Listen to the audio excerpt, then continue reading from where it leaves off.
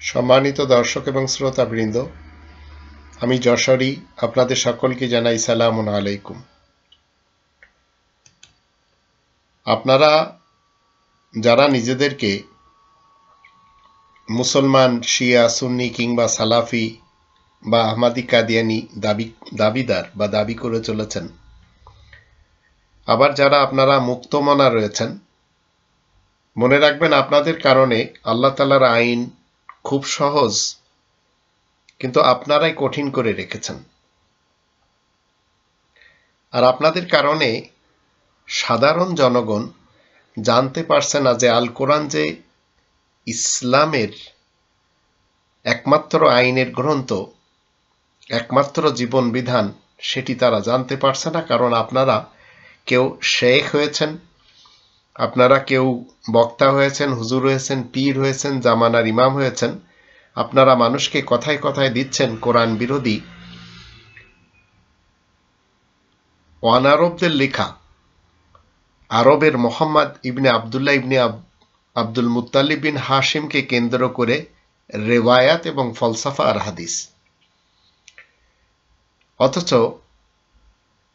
আল্লাহ তাআলা কোরআনে যেসব আইন দিয়েছেন, জীবন বিধান দিয়েছেন, তা কিন্তু সহজ। যেটি 54 নম্বর সূরা আল কমারের 17, 22, 32 এবং 40 আয়াত 4টিতে বলেছে। আর আপনাদের মতো যারা ধর্মজীবী করে খাচ্ছেন, এই কোরআনকে কঠিন করে মানুষের সামনে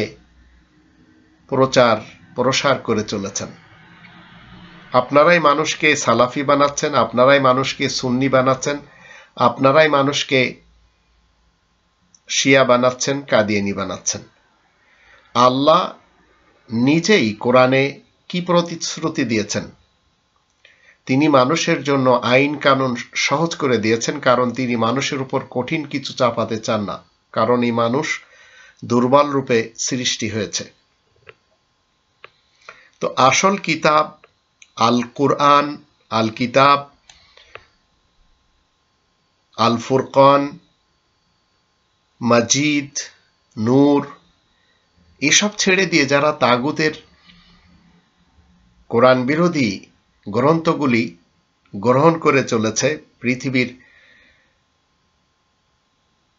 900 কোটি মানুষ, তাদের ভিতরে কেউ এই রব্বানি নিজামকে ছেড়ে দিয়ে গণতন্ত্রের নিজামকে পছন্দ করে, রাজতন্ত্রের নিজামকে পছন্দ করে, সমাজতন্ত্রের নিজামকে পছন্দ করে, মোল্লাতন্ত্রের নিজামকে পছন্দ করে।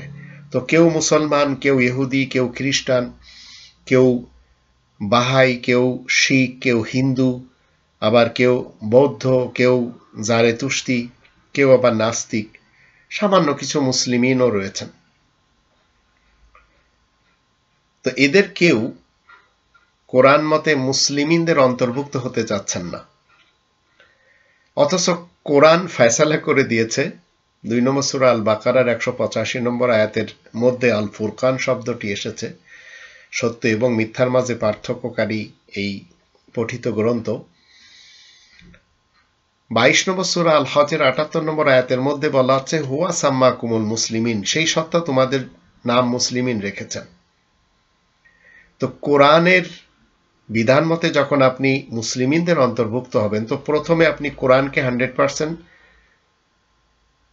মেনে নেবেন, কোরআনের উপর ঈমান রাখবেন, তারপরে কোরআনের ভাষায় কোরআনকে শিখবেন, তারপরে মাতৃভাষায় কোরআনকে জানবেন, তারপরে কোরআন মতে জীবন কাটাবেন, তারপরে কোরআনের তাবলীগ করবেন। এই 5টি যে দাবি কোরআনের, এর কোনো একটি দাবি যদি আপনি পুরো না করতে পারেন, তাহলে আপনি বিপদে পড়বেন।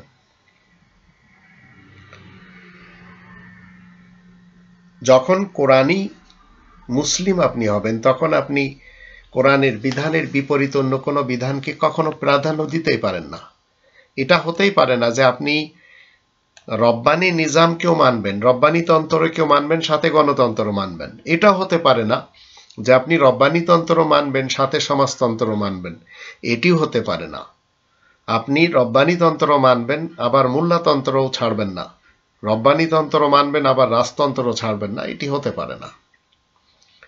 তো কোরআনকে যখন আপনি মেনে চলবেন, তখন এই কোরআনের ভিতরে 19 জন নবীদের নাম উল্লেখ করা হয়েছে, যারা নবী প্লাস রাসূল। আর 5 জন স্পেশাল রাসূল রয়েছেন যারা শুধু রাসূল, নবী নন। তো ইনারা কি করেছেন, মানুষের কাছে এই কোরআনের দাওয়াত পৌঁছে দিয়েছেন। এখন এটি যাদের পছন্দ হয় না, তারা ফাজাইলে আমল প্রচার করে, তাবলীগ করে। তাদের আবার সাদ গ্রুপ এবং জুবায়ের গ্রুপ, কোটি কোটি মানুষ। আবার আরেক শ্রেণীর তাবলীগী জামাত রয়েছে, বেরেলভী তাবলীগী জামাত, ইলিয়াস আত্মার গ্রুপ, তাদের কাছে ফয়জানে সুন্নত রয়েছে। আমাদের দেশে মসজিদ, মাদ্রাসা, ধর্মশালা এসব মিলে টোটাল 10 লক্ষর মতো এই ধর্মের খোয়ার রয়েছে, যেখানে মানুষ ধর্মের জন্য আসে এবং যায়। এখানে কি শিক্ষা দেওয়া হচ্ছে? কোরআন বিরোধী হাদিস।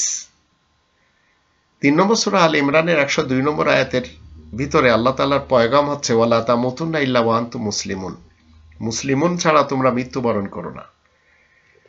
আবার 5 নম্বর সূরা আল মাইদা 67 নম্বর আয়াত অনুযায়ী প্রত্যেকটি মানুষের দায়িত্ব, কর্তব্য হলো কোরআনকে প্রচার করতে হবে। আর এটি হচ্ছে রিসালাতের দায়িত্ব। তবেই তো এই 24 জন নবী রাসূল মিলে কোরআন প্রচার করেছেন, এটি প্রচার এবং প্রসার করেছেন। আল কোরআনের বাহিরে না আছে ঈমান, আর না আছে জান্নাত, আর না আছে ইসলাম। এটি আপনাকে আমাকে সবসময় মনে রাখতে হবে, তাহলে আপনার জীবন চলার পথ কঠিন হবে না, সহজ হয়ে যাবে।